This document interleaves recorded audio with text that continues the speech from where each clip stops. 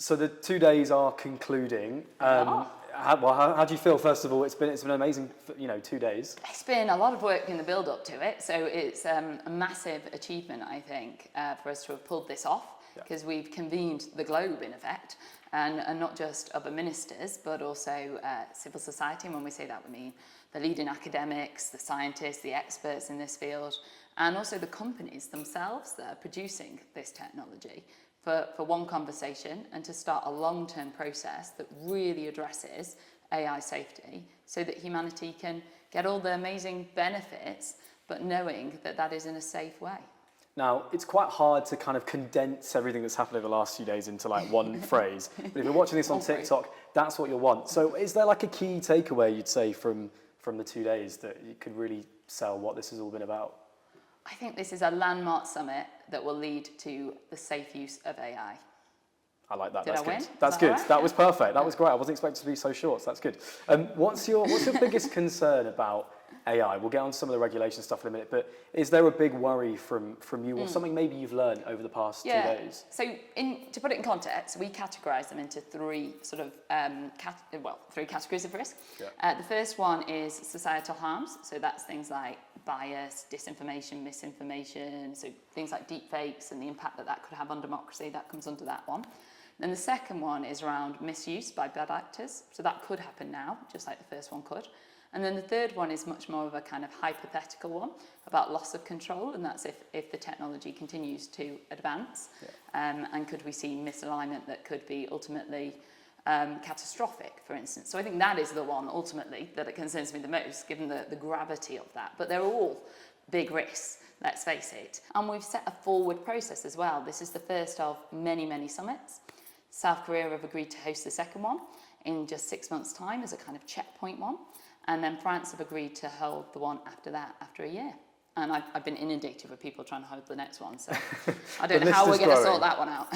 Now, a piece of AI software that our audience will have been using like from the offset was ChatGPT. Yeah. I wondered, have you ever used it? How did you get on with that? If so? I have used it. I haven't used it loads. I have sort of played around with it, used it a little bit, but I haven't used it loads. And is that your favourite piece of AI software? Is there something else that you've used that you thought this is really cool? I think it is one of my favourite, just because you can see the direction of travel as to where this is going in a really exciting way. Yeah. But I guess what my favourite though is some of the really innovative stuff that I've seen. So I went to Imperial the other day, and I saw how it was being developed for knee surgeons to be able to perform knee surgery a lot quicker, so that they could get through many, many more surgeries in a day in a safe way, so that they could cut down on waiting times in hospitals.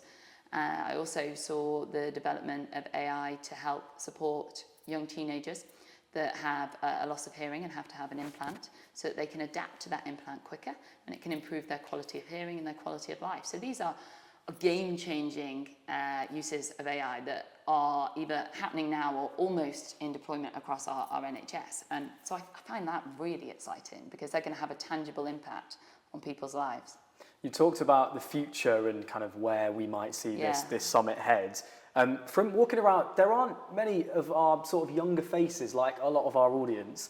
How do we get like younger people involved in summits like this? Is that something we should maybe see a little bit more of? Well, I think we do need to get the public engaged in this topic completely anyway. Yeah. So that was one of the things I was really passionate about. So we did something called the Road to the Summit, which was lots and lots of different events with different kinds of groups. So some with scientists, some with the general public using social media, some with businesses, so in different parts of the country as well, to try and get that voice of the public out. So as well, so that when I'm here and the Prime Minister's here, we can properly represent what the public think, and also that we can explain exactly what we're doing. And I think we've got to do the same with young people. We've got to make sure that we're engaging them in the conversation.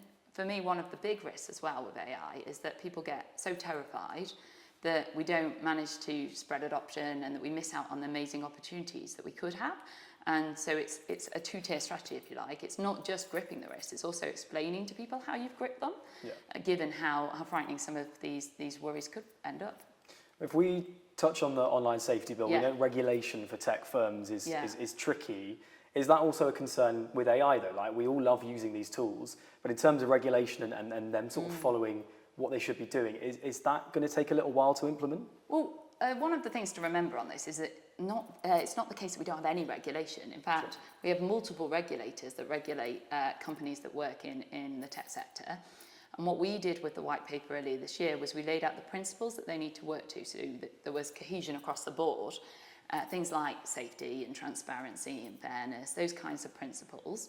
And then we're going to come back to that white paper later on in the year, and there may be more that we need to do. And then we're also going to continue to work with our international partners on this question as well. But regulation and legislation is not the only answers here. It's also about getting the companies to do more themselves, which is what we've managed to achieve today by getting that early access to those models so that we can then evaluate them before they're deployed. I just want to ask you one last thing. I'm going to show you a video. So we posted this on the ITV News TikTok the other day.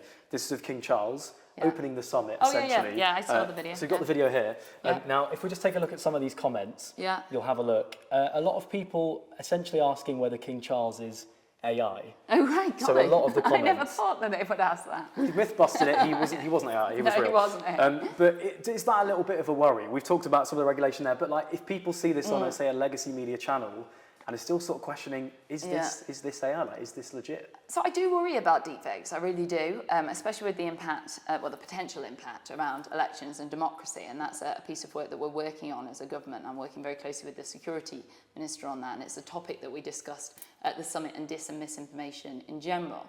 And as you point out, it isn't just the threat of deepfakes. It's then that people turn off all information or don't trust any information, and that can be really, really difficult if that happens. So some of the answers are around media literacy, but that only goes so far if deepfakes are so high quality, for instance, or if they were so prevalent.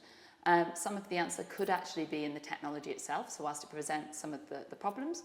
If you talk to Demis from DeepMind, he will tell you he's a big advocate of watermarking, and they've been developing some of that. But then you will speak to others, and they will question whether it's going to be bulletproof, basically.